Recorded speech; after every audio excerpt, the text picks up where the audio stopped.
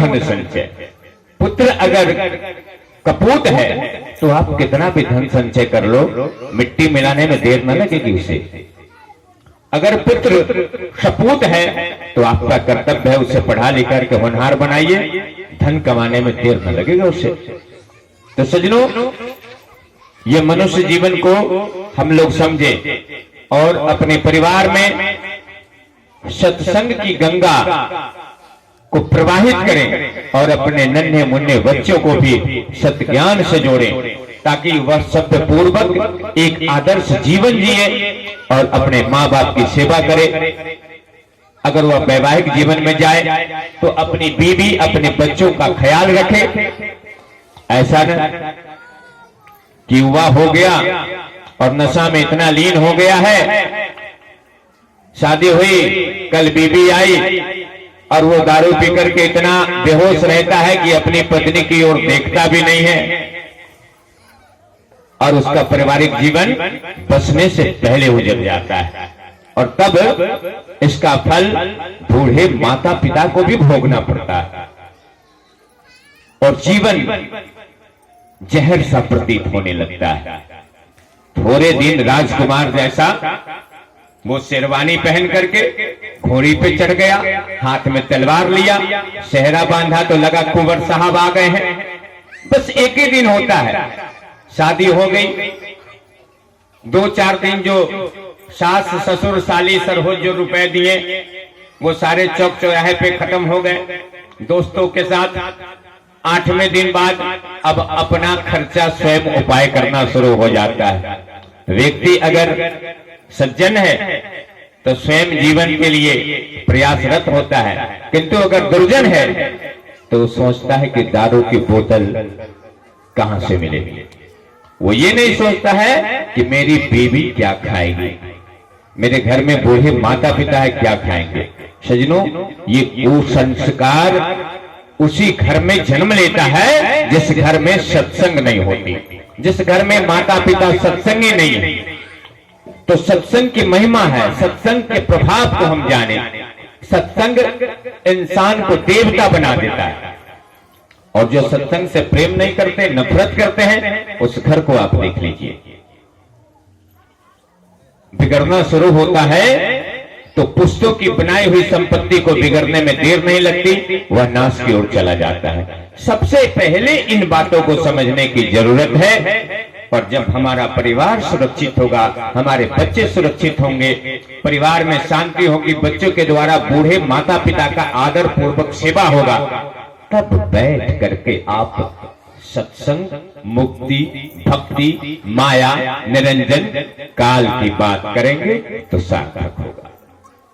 और जब तक आपके परिवार में शांति सद्भाव नहीं है तब तक कुछ भी संभव नहीं है।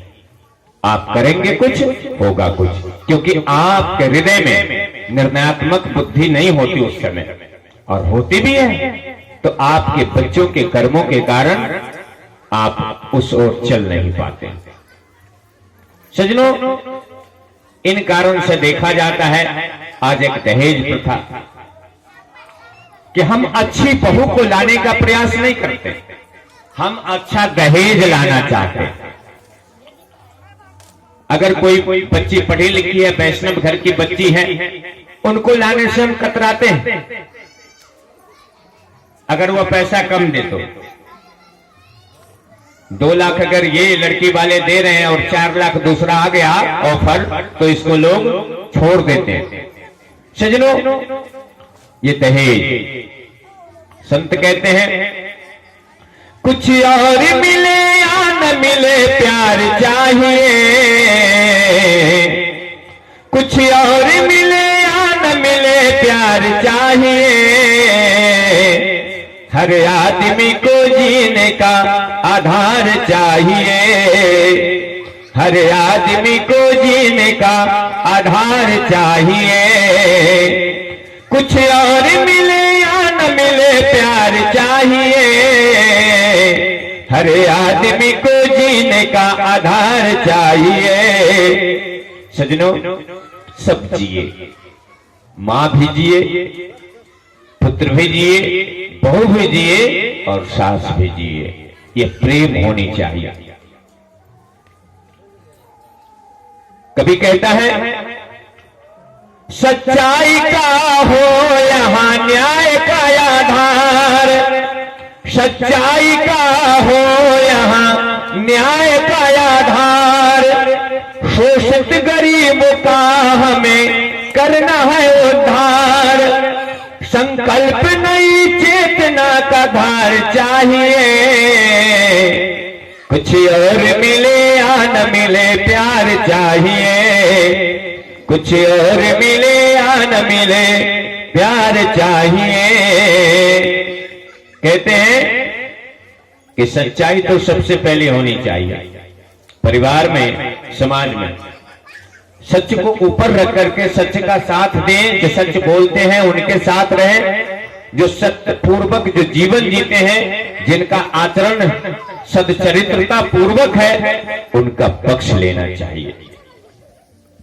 निष्पक्षता पूर्वक सच्चाई का हो यहां न्याय का आधार, शोषित गरीबों का हमें करना है उद्धार। समाज में देखे जाते हैं कि बड़े लोगों के द्वारा छोटे लोग शोषित होते हैं, किंतु अपने शरीर के अंदर देखें तो ये मन और इंद्रियां अपने विषयों का सेवन करने के लिए आत्मा का शोषण सनातन से करते आ रहा है। कभी हम इसके अंदर भी झांक के देखें। ये हमारी इंद्रियां, ये मन के लिए कार्य करती है। यहां निरंजन का काम हो रहा है, जैसा कि हमारे अकबर साहब कह रहे थे, और तब तक आत्मा का कोई लाभ नहीं है, आत्मा अचेत पड़ा हुआ है। और आज से नहीं, जब से आप जन्म लिए तब से यह मन और हमारी इंद्रियां जो विषय का सेवन करती हैं, केवल मन को बल प्रदान करती है। आत्मा आज भी भूखी है। संत कहते हैं कि शरीर का भोजन रोटी, दाल, चावल, फल, दूध, चटनी, अचार, घी इत्यादि है, किंतु मन का भोजन ज्ञान, विवेक, वैराग्य, शील, सत आचरण, जिससे आत्मा बल को प्राप्त करती है, अर्थात अपनी मूर्छा अवस्था से वह सचेत हो जाती है, वो जागृति को प्राप्त करती है। कहते हैं कोई ऊंच हो नहीं कोई नीच हो, हक सबको बराबर समानता की बात हो। अरे कोई ऊंच हो नहीं कोई नीच हो, हक सबको बराबर समानता की बात हो। एक दूजे पे एक दूजे का एतबार चाहिए, हर आदमी को जीने का आधार चाहिए, हर आदमी को जीने का आधार चाहिए। कहते हैं कि परिवार में भेदभाव नहीं होनी चाहिए, ऊंच नीच का।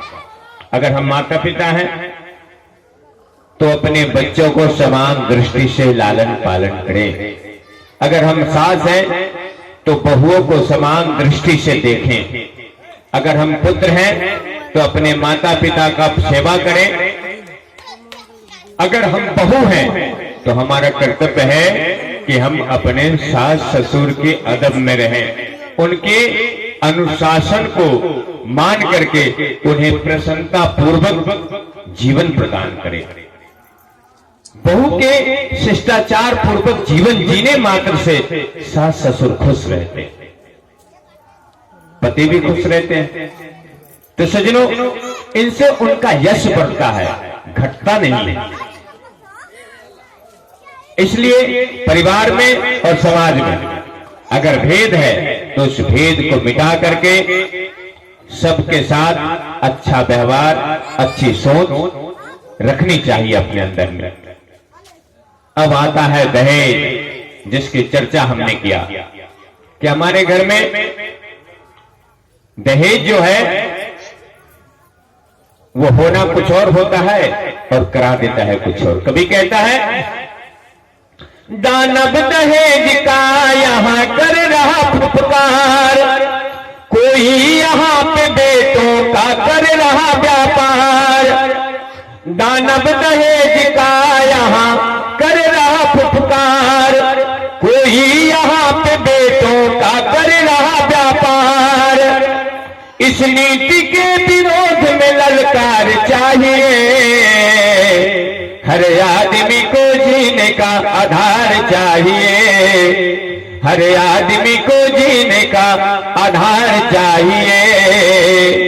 संत कहते हैं कि सबसे बड़ा राक्षस है दहेज। जो विवाह में कबूल हो गया, थोड़ी बहुत कसर हो गई, तो बाद में बहू को भुगतना पड़ता है।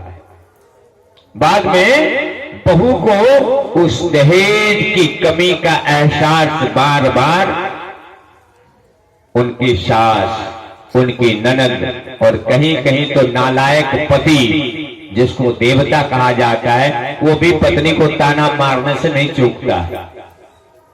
सज्जनों, यही है हमारे घर में अशांति का कारण, जिन्हें नजरअंदाज करना चाहिए और अच्छे गुण वाली बहू को स्वीकार करना चाहिए, बेटी बना करके जीवन जीना चाहिए। सज्जनों, देखा जाता है परिवार में अशांति क्यों रहती है? अगर हमारा दामाद हमारी लड़की को बहुत खुश रखता है, पैसे देता है, गहने खरीद के देता है, तो जब हमें पता चलता है तो हम तो कहते कि हमारा दामाद तो हीरा है, हीरा। लेकिन अगर हमारा बेटा हमारी बहू को गहने दे, पैसे दे, तो यहाँ पे तो सीधे कहा जाता है कि वो हमारा बेटा नहीं है, वो तो मौगिए के जलमल है।